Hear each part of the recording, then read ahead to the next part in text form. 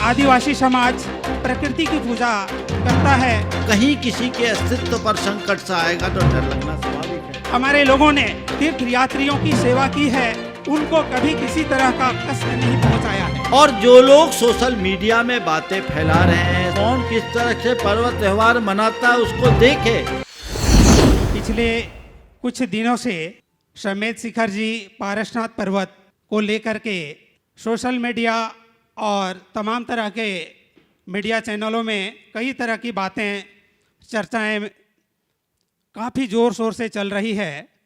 और इन चर्चाओं के केंद्र बिंदु में हमारे आदिवासी समाज को रखा गया, जिससे देश ही नहीं दुनिया भर के आदिवासी समाज भी काफ़ी आहत हुए।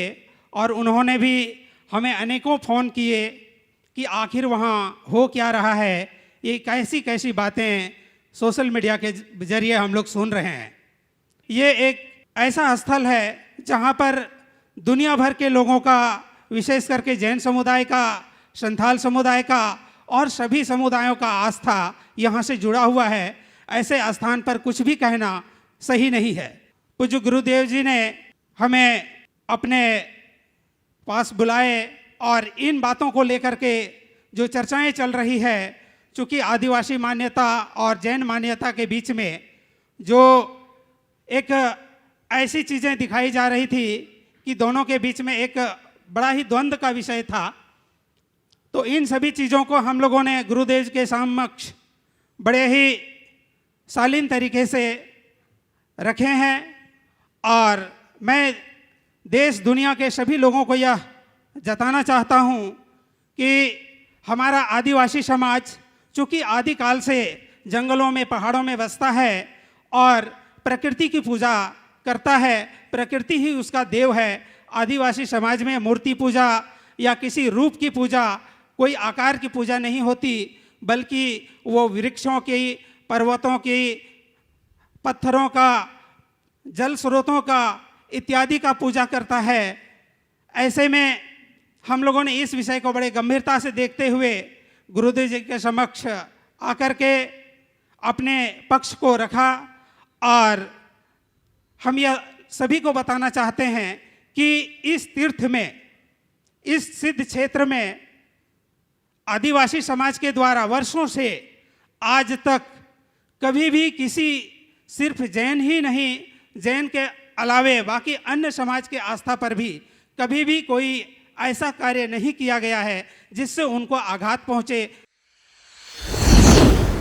विगत कई दिनों से समाज पूरी तरह से उद्वेलित है, और जो समाज का उद्वेलन है वह स्वाभाविक है, क्योंकि शिखर जी क्षेत्र पूरी समाज का प्राण है। इस क्षेत्र में अगर किसी भी प्रकार की अपवित्रता होगी तो ये कुछ घटनाएं ऐसी घटी और उसे प्रचारित कर दिया गया। चूँकि आज के युग में हर व्यक्ति के हाथ में कैमरा है।